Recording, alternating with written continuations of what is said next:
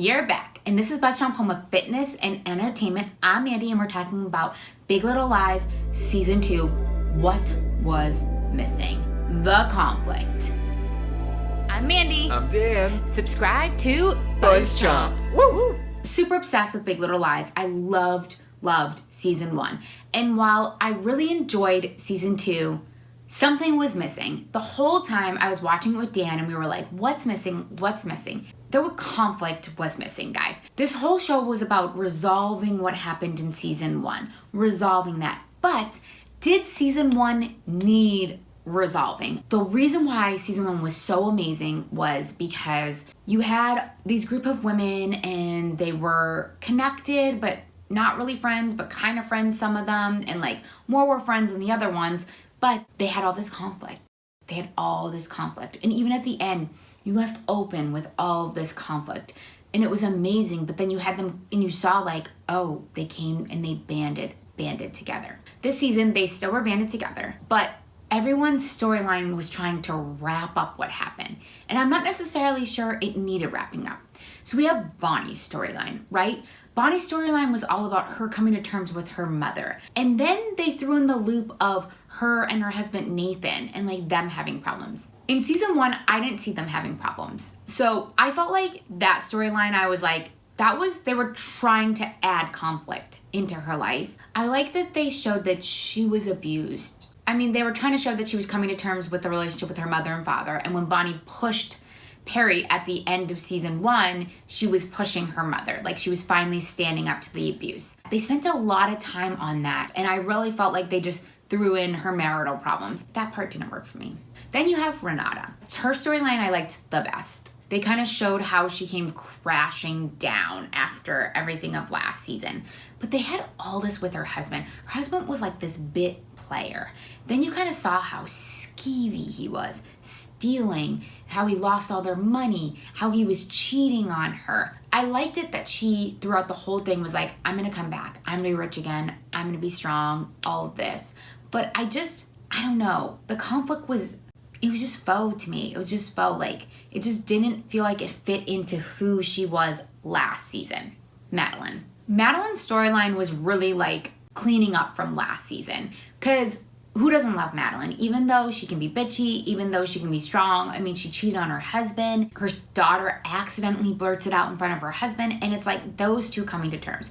I liked that. But like, again, it just felt, a lot of it felt forced. I mean, it was so good and the acting so good and all of that, right? But it just still felt forced. Like a forced conflict that, did it need to be there? I don't think it did. Jane's storyline was the worst of all of them. She was such a strong and dynamic character the first season. We saw her having a life and all that, and her and Nicole Kidman's character really bonded, and their children and all of that. Still, nothing gave us anything extra from last season. And that's really where it was like, what was missing? And it was like the conflict. They just tried to resolve all these ladies' storylines, but I don't think they needed to be resolved like that. And then we have Nicole Kidman's character.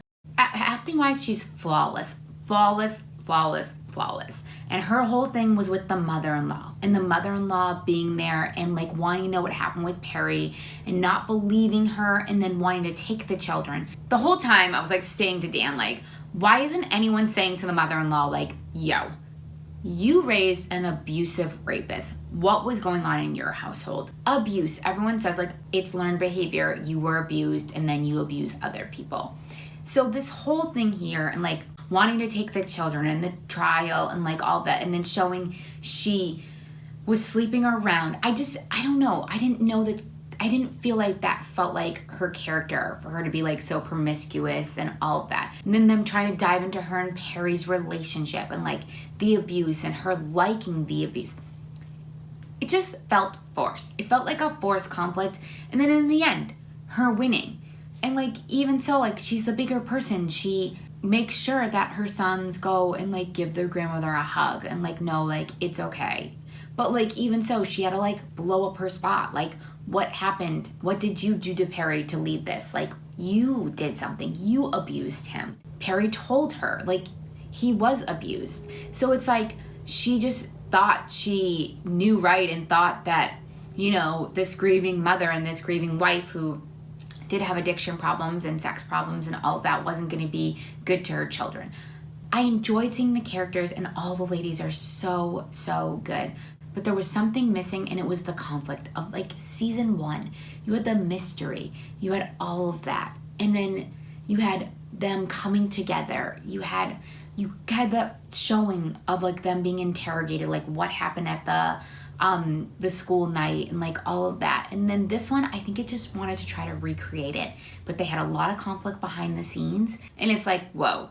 So then they ended up re-editing it and reshooting some things and really piecing it together. And I think that that's what was missing. They tried to create this conflict that wasn't there. I like the whole thing that this secret would eat them from the inside. No one around them acknowledged the fact that this group of women witnessed another person's death.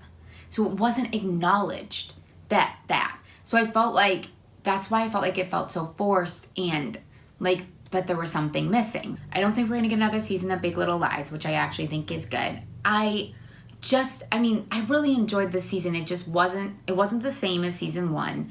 And there was definitely that missing. It wanted to resolve everything. And I just don't think in life that we resolve everything. And I liked that story was open-ended. That we didn't know what happened to these characters, but we knew they were going to band together. And I guess in the end, they brought it full circle around with all of them going to the police station, and they were gonna admit and tell the full story of what happened. That it was self-defense, and that Bonnie came to Nicole Kidman's character's her aid. I'm Mandy. Subscribe to BuzzChomp for more of our fitness and entertainment, and share with me, what do you think about Big Little Lies season 2? Yeah, kids? Yeah. Thanks for watching BuzzChomp. Subscribe and share. Subscribe and share. Subscribe and share. Share. Woo.